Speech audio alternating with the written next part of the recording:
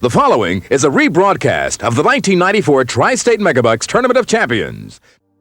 After winning the first match of the Tri-State Megabucks Tournament of Champions, Mark Gregory got a fast start last week with 4 straight marks and a 16-pin lead. He increased that lead to 31 midway in the second game, but that's when Dan Brodeur caught fire. 83 pins over 4 boxes, including a double strike, to score a 158. And when Brodeur tacked on 4 more marks at the start of Game 3, he was on the way to a 420 triple, a win, and a matchup today against Paul Berger. This is Week 3 of the Tri-State Megabucks Tournament of Champions. WNDS Sports and Tri-State Megabucks present Candlepin Stars and Strikes. Oh, look at this. Look at it! He got it! Ready for a pair! Candlepin Stars and Strikes is sponsored in part by Milwaukee Toyota, Dodge, Nissan.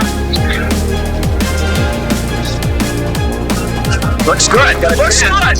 That's good to go! It's a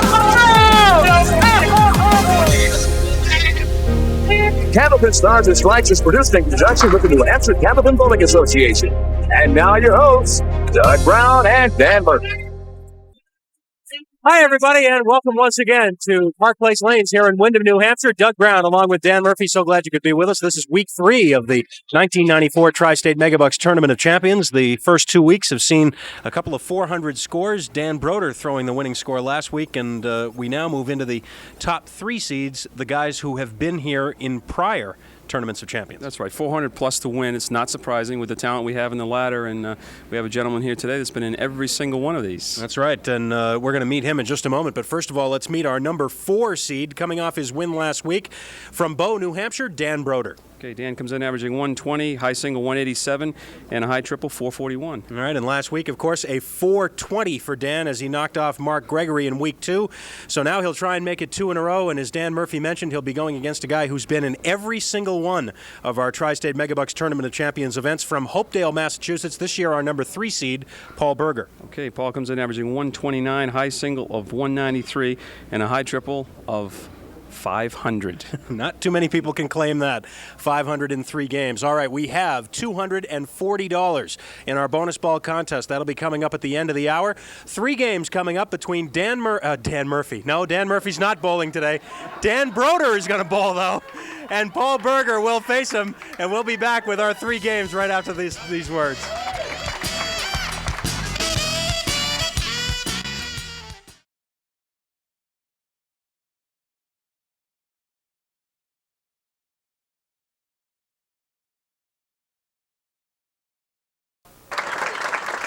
All right, welcome back. Week 3 of the Tri-State Megabucks Tournament of Champions, our 6th annual, and I think I got it all straightened out. Dan Brodeur bowling, Dan Murphy talking.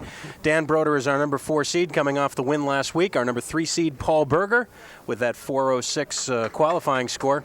Next week, the semifinals. Peter Flynn will be here for that one.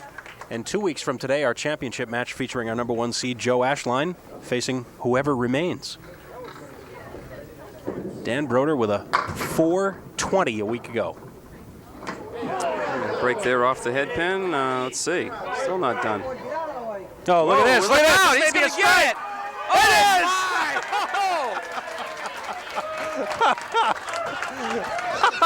is! Dan just pushes the button and says, "Thanks very much." Oh, my. Oh, you got to be able to read the greens. We'll never get this replay in. Forget it. Don't even bother. Oh, there's a double strike. Oh, my word. You remember last week he got a break on a spare and he just went on a tear afterwards. He's cashing in on those breaks, and it's what you have to do. How many times you see one lucky strike and you always, next one you bury it and get the double. Paul Berger. Triangle plus the 10 pin. Oh, got the tough one, got the 10 pin, left the 4. Well, this is our 3rd week of the tournament. That's our 3rd double strike. $10 for Paul Berger.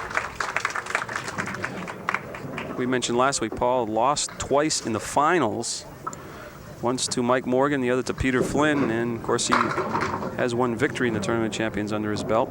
That was back in 1990 when he beat Al Cloutier, who won the first 4 weeks, coming up from the number 6 spot to get into the finals, but Paul Berger beat him with a 391. Paul was in the tournament also in the other 2 years. He came in 1989 as the number 6 seed and lost to Mike Morgan, and then in 1991 he was the number 3 seed and lost to Pat Pay. So Paul has bowled 1 match in each Tournament of Champions that he's been in, but he's come in 3 times as the number 1 seed, and he's got 1 win.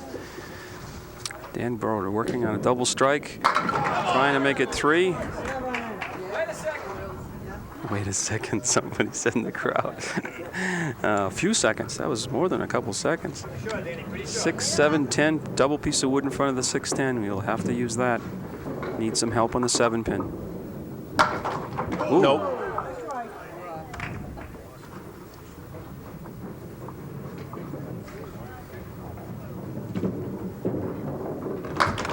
.56 through 3. Ho hum. He's only thrown 5 balls so far in the match.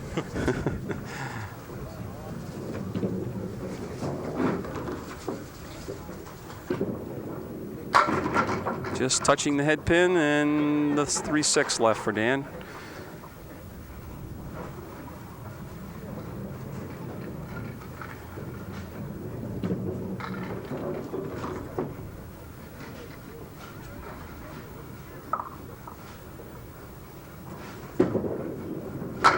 Spare in the 4th. You talk about all of the appearances Paul has made. Now the Sunday morning quarterbacks are sitting there. Well, he's been in every one of them. He's only won 1. Well, let's not talk about that. You have to, before you can win or lose in the Tournament of Champions, you have to get there. It's like the Super Bowl. That's right. Well, also, we should mention that Paul has not lost a regular season singles match in what, about 4 or 5 years? That's right. He's won them all. And that's why he keeps making it to the Tournament of Champions, right. Obviously. Paul got here by virtue of his 406 several weeks back when he beat Jack Quinn. Of course, Jack Quinn the week before had won that memorable match against Tim Lipke. Paul looking at the 4 horsemen to the right. 1, 3, 6, 10. For his first mark, not quite.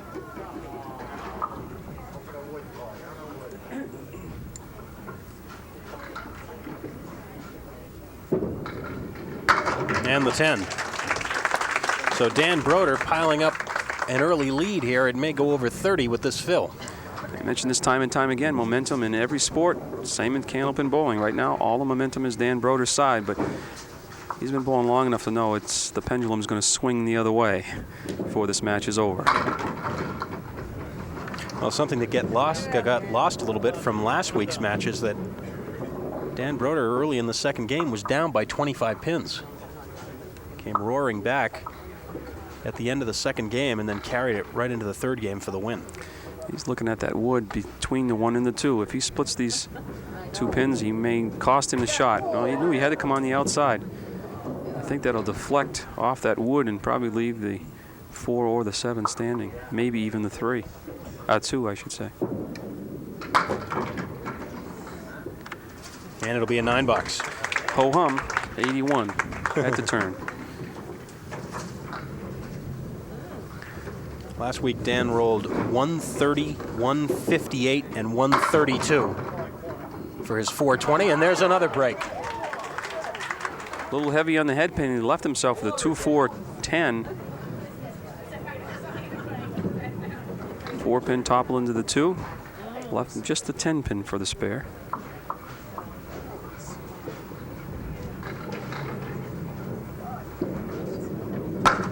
No, not that time. Too far left.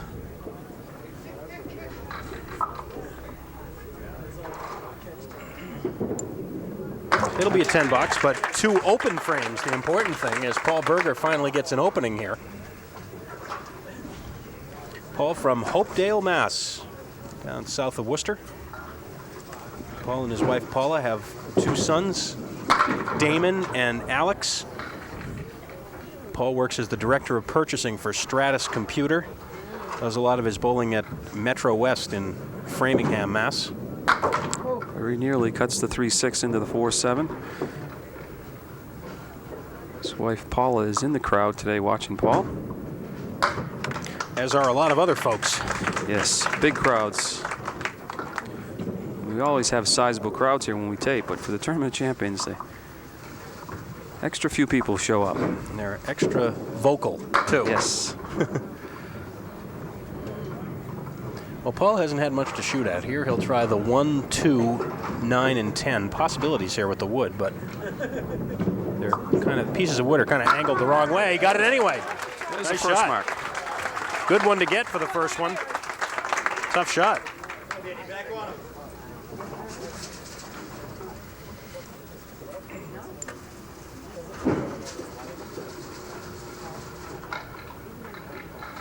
Dan Brodeur back in the pocket, and there is a wobbling 8-pin.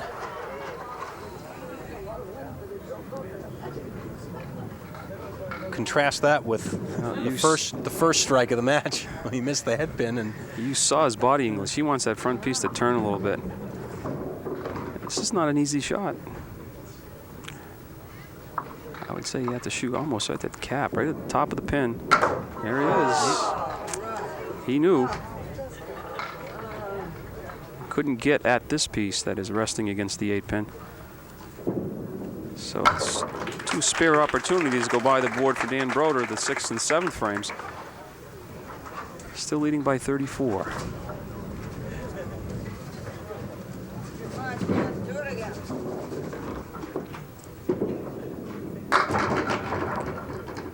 Eight-pin drop, 2 and 5.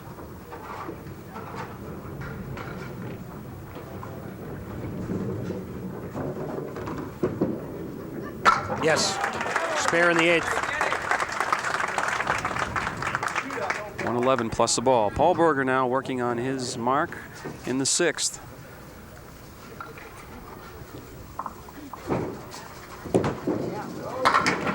A little full, but watch There it out, goes. it's a strike. Well, I guess it's even now. That was a little quicker, though. I think he still owes Dan about 10 seconds. Or Dan owes him about 10 seconds. Look at that. 6-pin kicks into the 3. Goes over and takes out the other pin for the spare.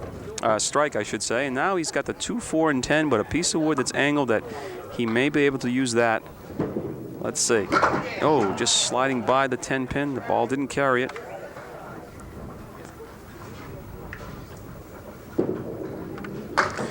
But it's 96. It cuts the lead down to 15. However, Dan will increase that with this ball. Both bowlers pinning well. 3 9 boxes. Paul Berger, 1 9 box for Dan.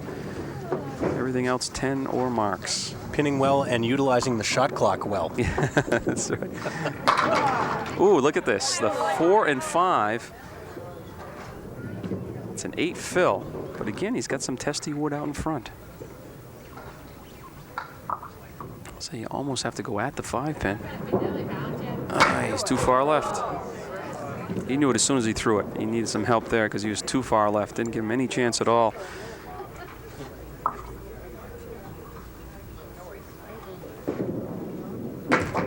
$10 for Dan. Last week, Dan Brodeur had 16 marks.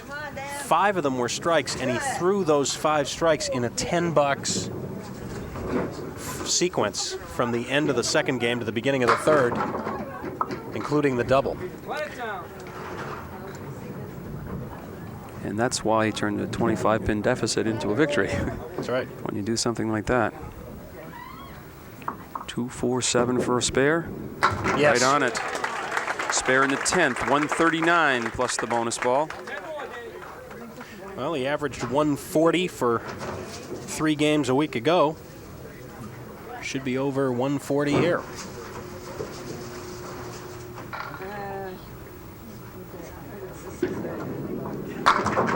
Five is the fill, 144 for Dan Brodeur.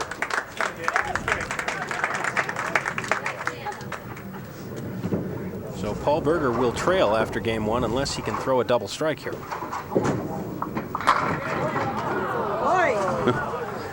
Looked like it had strike written all over it, but the 5 and 7 have something to say about that because they remain. Play the wood here, huh? I would try to snap it, but he's going to try to cut the 5 pin over. Just remember where that wood is right now is about almost 2 feet in front of the 5-pin. Paul will take the $10. To give you an idea of how impressive what Paul has done is, this is his 6th consecutive appearance in the Tournament of Champions. No one else has made more than 3 appearances. In fact, the 2 guys coming up the next 2 weeks, Peter Flynn and Joe Ashline, are each making their 3rd Tournament of Champions appearance. And they're the only 2 with 3, and then above them is Paul with 6. He finishes with a $7, a 113. So Dan Brodeur off to an early 31-pin lead after 1 game. Still 2 to go, though, here on Stars and Strikes. The 1994 Tri-State Megabucks Tournament of Champions continues after these words.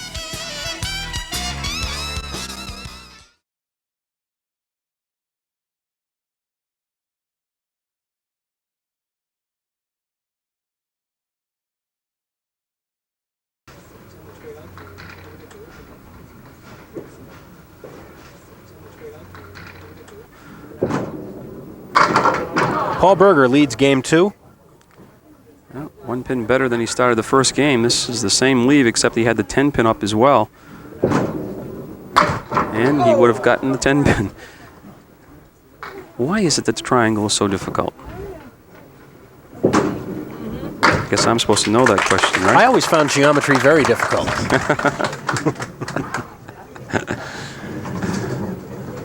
Paul Berger trailing in the match. And off target, and Paul did not like that one at all. Well, he might like it a little better when he turns around. 4 horsemen plus the 8 pin, but a piece of wood again in between the 1 and the 2. You have to be careful. You missed the head pin altogether, and Paul is anything but sharp right now. Long ways to go, though. Yeah, he may. And a 10. Keep it going, Dan. Dan Brodeur now. Looking for his 2nd win in a row.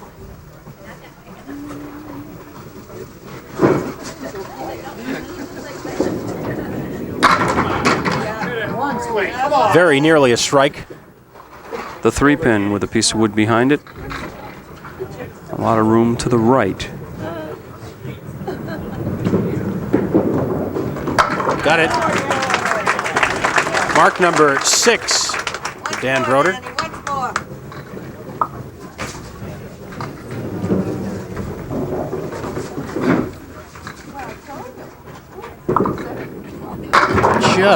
Just missed the head pin. Tailing off to the right. The 4 horsemen plus the 9 pin. 5 fill on the spare.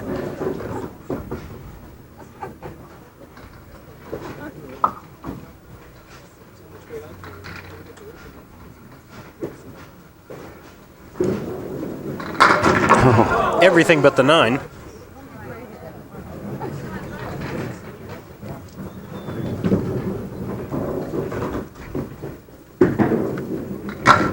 And the $10. So he adds 5 more pins to the lead. The runner-up today takes $300. 4th place prize money. And the winner, of course, comes back next week to face our number 2 seed, Peter Flynn, in the semifinals. This doesn't quite seem fair. Win a match and then have to face Peter Flynn. Oh, nice spare by Paul Berger. The 3 and the 7 with the help of the wood. He's flush on the 3 pin, and watch the piece of wood just to the left and the ball. Paul's 3rd mark. He's off target on the fill, though. He's really fishing around right now, trying to find some type of rhythm so he can be in the pocket 2 or 3 times in a row. But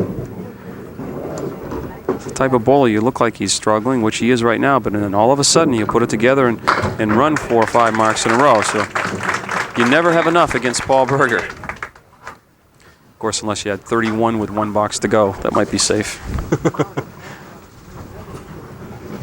Remember, next weekend is semifinal weekend, Tournament of Champions. Saturday at noon from the Londonderry Bowling Center, we'll have the semifinals of our doubles tournament of champions, and then back here next Sunday at noon for our singles semifinals. All, of course, presented to you with the help of our friends at Tri-State Megabucks. Just imagine. You can't win if you don't play. That's for sure. Tri-State Megabucks. I think Dan probably like to take both pieces of wood. That's what he's trying to do, and gets the 5-pin, but nothing else.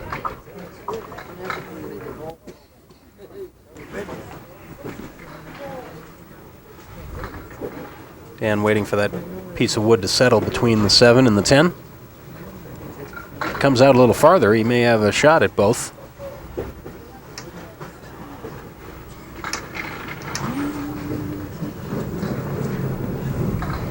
See if he can snap it over. Nope, neither one. So it's an 8-box. And the lead drops to 29. Come on, Danny, do it again.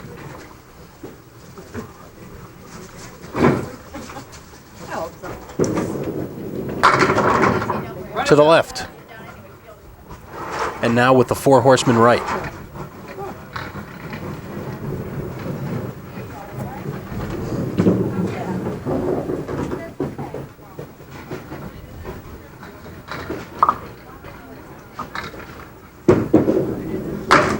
Nope. So we will approach the halfway point here. Paul Berger will have shaved a couple of pins off that Dan Brodeur lead. That's a 7-box for Dan. So the lead right now is 26, with still a little bit more than half of the match to come here on Stars and Strikes, the Tournament of Champions. We'll be back.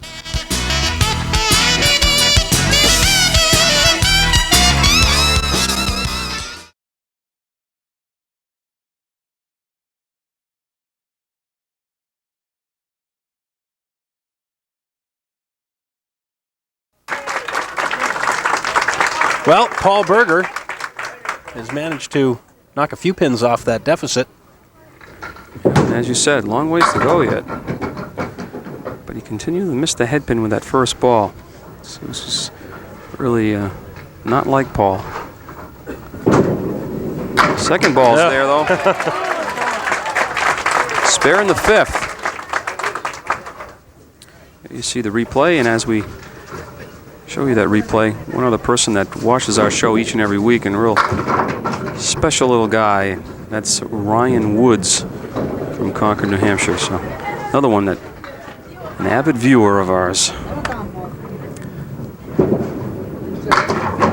Not quite. I thought with the wood in there that shouldn't have any trouble at all if he was on the head pin, and by Paul's reaction, he thought the same thing.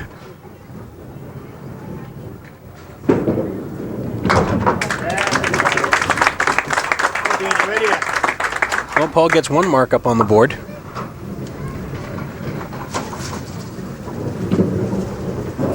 Now Dan Brodeur.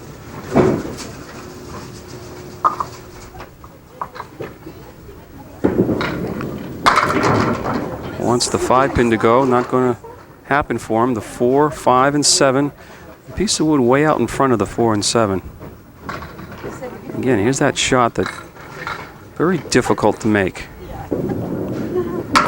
Oh, yes. What did I say? Well, he played it perfectly. He had to Certainly hit the did. left tip of the wood to have any chance, and he played it to perfection. And if you watch the wood behind the 5-pin, came dancing across and just enough to clip it from behind. Terrific spare by Dan Brodeur. Off target with that one, just 4. So he actually loses a few in count. Paul had a spare 6 already posted. Slowly but surely, Paul Berger's climbing back into the match.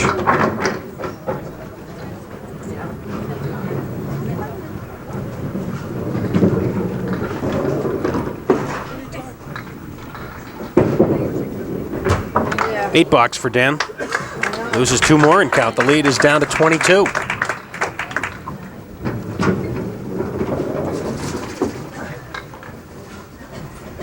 Paul Berger has yet to really find the range. He got in the pocket that time, though. Almost didn't pay off for him, but He kicked out the 6 and the 9. And he still may have a little bit of tough luck here with a piece of wood way out in front. And he can just barely see it, but I don't know if he can get the ball by there. He's going to have to take a piece of that wood. Would you have maybe taken a chance on the piece of wood that's still there? This one? Try and flip the ball over? I don't know. I think he played the right shot. It's one of those. I think your best chance was the one he played. But after I saw what happened, maybe you're right, Doug. Maybe I should. It's tough to know what to do in that situation. That's right. Because you know bad things could happen if you hit that front piece of wood, and there is a half Worcester. And I don't know if you caught that on camera, but Paul just threw his hands up saying, what am I doing here? Just really out of sync. I throw a good ball and then come back with one that half Worcester right. And then back in the pocket again.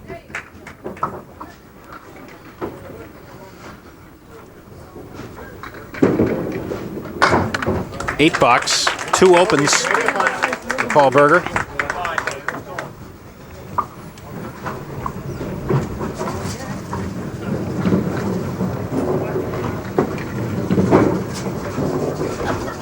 Dan Brodeur for his 7th and 8th frames. Game number 2.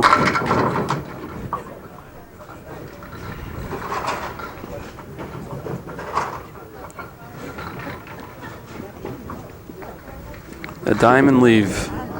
Yes. Oh, boy. Very crisply made. Yes, so he just blew those 4 pins right away. Watch how quickly these leave your sight. Look at it, all into the pit. Spare in the 7th.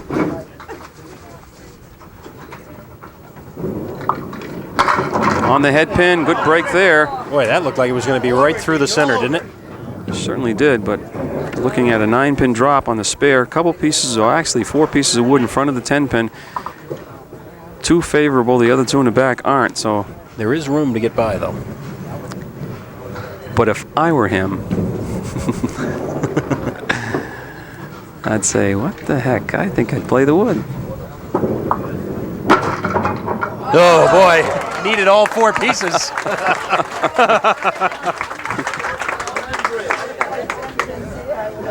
He's the master of that, getting spares over a course of time. The time element is really interesting with Dan. Oh, boy. Paul Berger. Well, he's on the head pin that time, but just the 1 and the 5.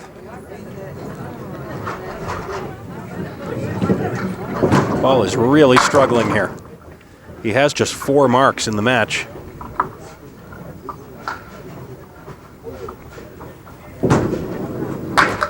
And he is at 96 through 9. And if there was a bright spot, he was pinning very well. Now he's left 5 pins standing just in the last 2 frames. And you get a little smile back here, though, so he's trying to keep a sense of humor. Well, the 2, the 5, 7, and 10, and piece of wood right next to the 2 and the 5. Nope.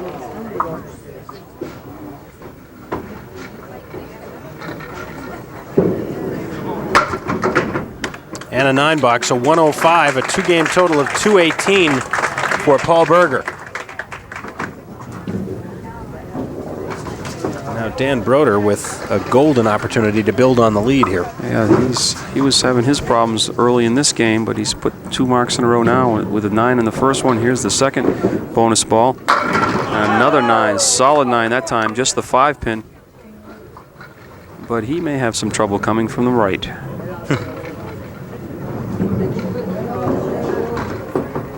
There's the picture.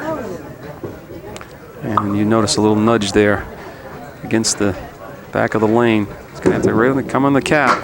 Nope. Oh, about as best as you can do without knocking it down. That's a difficult shot when they're looking at you like that. But you can gain 3 and count with a 10 box. Nope, it'll be a 9.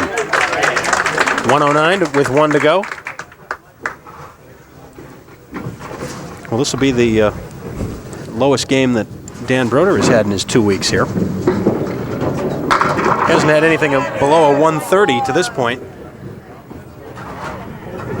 Well, watch out again. This time it's a double wood, though. Actual triple. I think he's going. I would take all 3 of them because you take the back one, you're not going to cover it, but you run the risk of jumping over those 2. No, there it is. Drove right straight through. 119 now, plus the ball in the 10th box. And that was his 10th mark. 8 spares, 2 strikes, 5 in each game.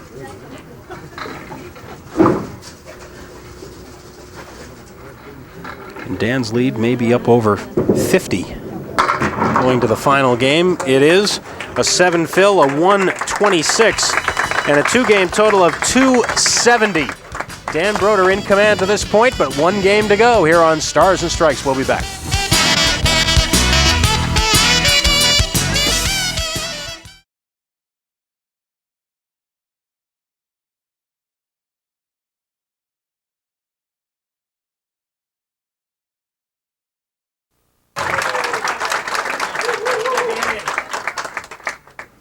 Dan Brodeur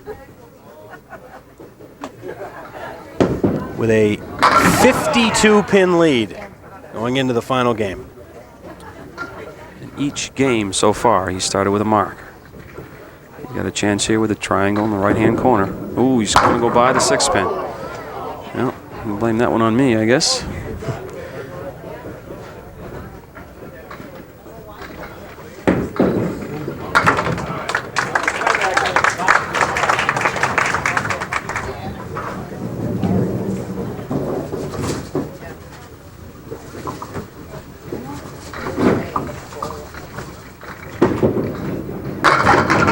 And wow, I thought that was going to go over. Still may. Wow. Rocking 5-pin. That's unbelievable that didn't go over. Nice piece of wood out in front. Woo.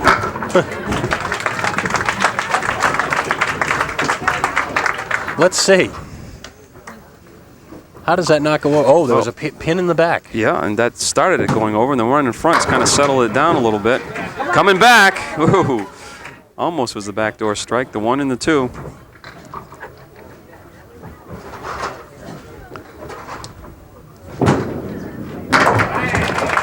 Spare for Paul in the first. Well, I'm sure that's the way he wanted to start. Now he's got to keep it going.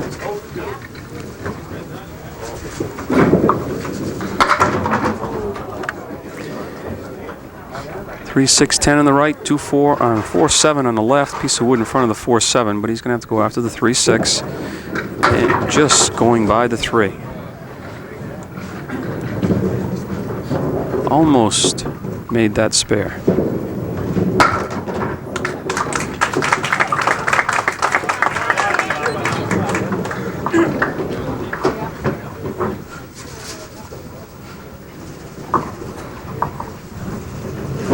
Now Dan Brodeur working on the spare in the second. Push his lead up a little more. Hello. 5 on his mark. Well, let's see. He's got the 4, 5, 6, 9, 7, and 10. 4, 5, 6, 7, 10. And let's see. Well, I'd say right now he's going to go after the 5-pin in the wood on the right. Should get the 6-10, but he's going to need some help on the 4-7. Well, leaves a 10 also.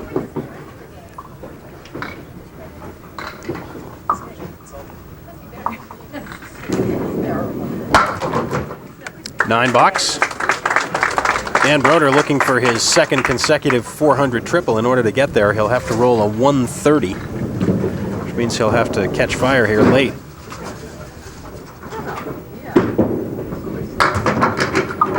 Oh, how about this mix?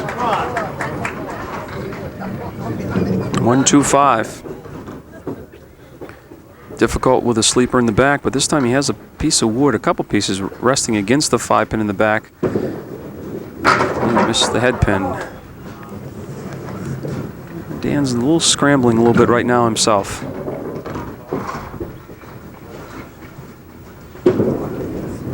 And the 10. So a couple of open frames. Opportunity for Paul Berger. I was about to say that Paul has only thrown 1 strike, and that's somewhat unusual for him. So there is number 2. Of course, his caliber, when you get 1, there's always room for a few more. Whoa, that was as good a ball as any of them, and He leaves a 7, 8, and 9. Similar to Dan Brodeur last week, leaving the 8, 9, 10. He has a piece of wood out in front. Let's see if we can utilize that for the 7, 8, and 9. Yes, he does. Fine shot for the spare. That will take us to a break. Paul Berger making a little bit of noise here in Game 3. We'll see if he has enough room for a comeback when we come back.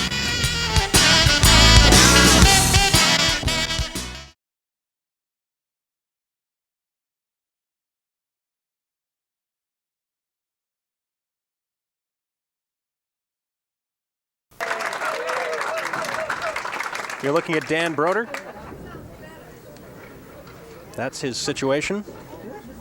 That lead will drop a little bit when Paul Berger fills the spare that he's left in the fourth. Dan Brodeur looking for his second straight win here in the Tournament of Champions. He's going to work on the triangle. 2, 4, 5. 10, Danny, get the 10. Just let up on that ball a little bit.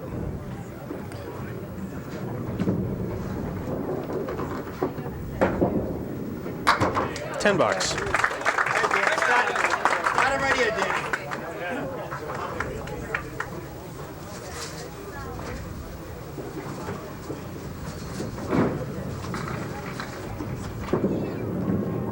Danny. In the pocket, but this time the diamond. Well, he made this once earlier on the other side. That's right. This time he's got the 2, 4, 5, and 8. Ooh, just sliding by the 2. So they have 2 open frames.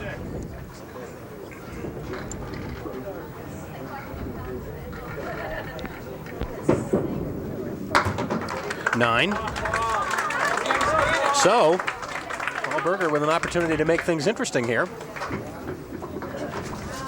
Working on a spare. He gets in the pocket. Strike on spare. And don't go away just yet.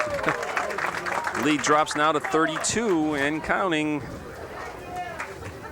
You can't expect this the guy go through 3 games being off the head pin as much. This time flush on the head pin.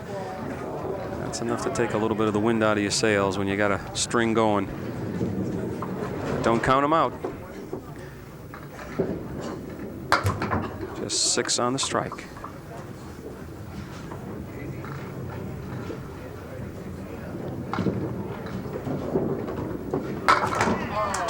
But he has cut the lead exactly in half. It's down to 26 with 4 boxes to go. Paul knows that was a big missed opportunity there, though. Very similar to last week. I think Dan Brodeur had a 29 pin advantage with 4 boxes left. This week, 26. Oh, Dan comes right back with a big 9 drop. Here's a fella come in with a lead of 50-some pins. His opponent's making a run at him. Drops 9. This has to look like a pencil standing up down there. And now he's got bad wood. So, got to come up high in the wood and just try to turn it a little bit and drive it straight back. Nope. I couldn't do much better than that. So he'll be open again.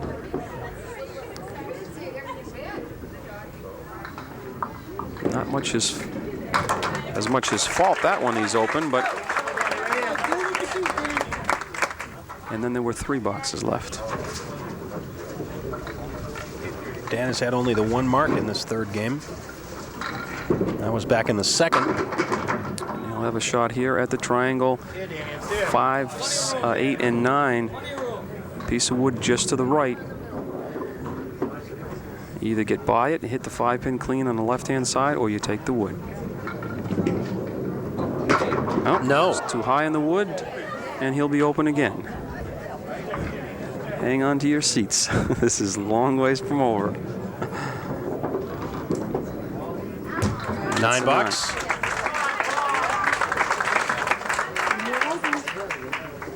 So, Paul Berger trailing by 26. This is his good lane. He's had a few marks over there. 2 strikes, as a matter of fact, the last 2 times up. Well, the wood moves over nicely for him, but still not an easy shot out. Wait a minute. That wood moved away a little bit. Oh, but he makes it anyway. Terrific shot. He has got the rhythm right now, and just a matter if he's going to have enough room to come back. This is a big ball, obviously. And again, through the center, just like he did last time. It's just 6. He needs big fills. Well, can he swing that piece of wood around to get to 6-pin by playing the triangle? Let's see. Oh, wow. What an effort that was. Oh, man. Whew. Well, that's a big pin right there, not going down for a mark, because what that means is now that is a 9 box and the lead is 20 going to the final 2. Had that been a mark, things could have been much different, but it's still not over. That's right. If Dan does not mark, that means Paul would be able to catch him with 2 marks and not necessarily strikes. Well, Dan will have a shot here on the 2, 5, and 7. Oh, it's a makeable spare. He's on the 2-pin. He's got the spare. Oh, he's just let up on it a little bit. Common mistake sometimes. You try to steer the ball a little bit. You don't consciously think you're doing it. When I'm in that situation, I just try to tell myself, look, if I'm going to miss the shot, I want to get a good shot at it. I want to throw the same speed, same delivery, everything the same. If I miss it then, okay.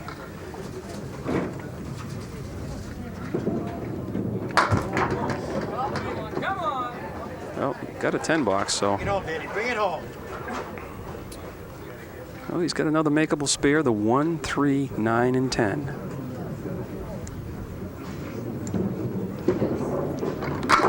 Come on. Well, let's see. No.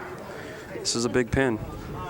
I said Paul wouldn't need strikes, but if he was to get this pin, he would need a double strike to win it outright.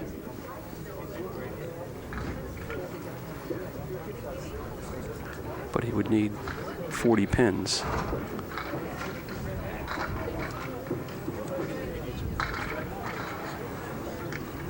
The near marks, the near spares are nothing. This pin is very important. And he's got That's a big 10. 102 for a 372. Now, Paul Berger must have 40 pins to tie. So he needs 3 marks, and now he's got the spread eagle. He would have to convert this. If he doesn't convert it, even a triple would not help. No.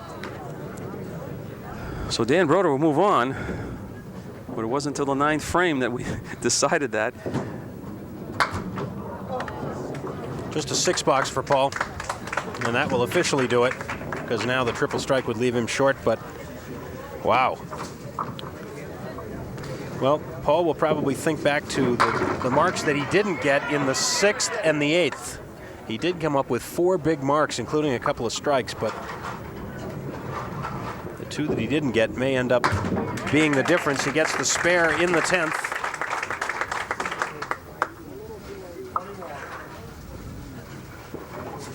That's his 10th mark of the match. He's had 6 of them here in this 3rd game.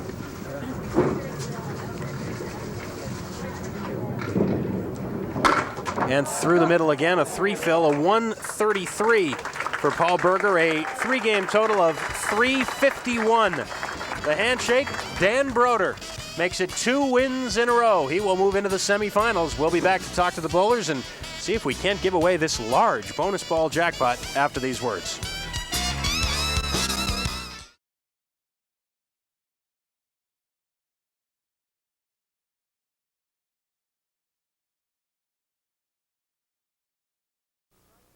We are back here on Stars and Strikes, and the 4th prize check for $300 will go to Paul Berger. And boy, it's got to be a little unnerving when before you even get a chance to go up and throw a ball, you see a double strike on the other side of the scoreboard. Well, the first one I'm sure he'll admit was a little lucky. There's nothing wrong with that second one, though. It's just it's one of those things. I had one of those days that you hope you never have on a TV show. And then even still, opportunities in the 3rd game, you put some marks up, but just not quite enough time left. just makes it hurt a little more. Well, you've had plenty of success here, so it can't hurt too much. We talked about your record during the show, and once again, congratulations for making it here. And I guess, it is the Paul Berger Tournament of Champions, so we'll see you back next year, I guess. We'll give it a shot. We'll try to win one, too. Okay. Thanks, Paul. All right, Dan Brodeur now for our bonus ball. $240 on the line. And then we'll chat with Dan a little bit about next week's match, semifinal match against Peter Flynn. $240, and it will be 6. So let's see if we can get a winner here.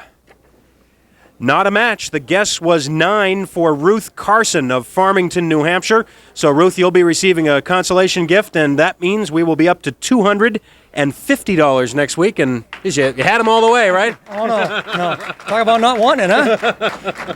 Hey, Paul's one of the greats, and you never have enough pins, case in point. Well, you had to feel that it was going to be your day with that very first ball you threw back in the first game, though. That was another thank you, yeah. For sure. Paul's tough. My credit to him. He came back and forced me to at least keep it between the goalposts, but it's never easy. Never easy. Well, speaking of that, next week, semifinals, Peter Flynn, you've heard of him? Peter Flynn, yes. From Massachusetts, I think. Yeah. He's been here a time or two. Just a few, yeah. And he's a great one, too. Well, you got it 2 in a row. Let's see what happens next week. Thanks very much for being here, and we'll talk to you during the semifinals. Thank you. Always a pleasure. All right, Dan. Thanks very much. Congratulations. Here's what's happening next week. We move to the semifinal weekend. And it will be our number 4 seed, Dan Brodeur, looking to make it 3 wins in a row. This time against our number 2 seed, Peter Flynn. It gets a lot easier as we go along, doesn't it? Yeah. Jeez, I don't know. It's tough, but like you said, Dan got enough pins to win this week. Caught Paul on a rough day. I don't think you can expect that the next 2 weeks, though. Once again, though, the double strike is the formula. 3 weeks of the tournament, we've had double strikes by the winner in each of the 3 weeks. That's right. We go back to Mark Gregory. He lost 2 out of 3 games, but he got the double strike in the string that he did win and was enough to win the match. So they always help along the way. I'll take them. All right. We have semifinal weekend, of course, next Saturday and Sunday. We invite you to join us. First of all, from the Londonderry Bowling Center, that'll be Saturday at noon for the Stars and Strikes Doubles Tournament of Champions semifinals. And then back here next Sunday at noon from Park Place Lanes for the singles semifinals, it'll be Dan Brodeur against Peter Flynn. Should be a fun weekend next time. Until then, for Dan Murphy and the whole crew, I'm Doug Brown. See you next week, everybody.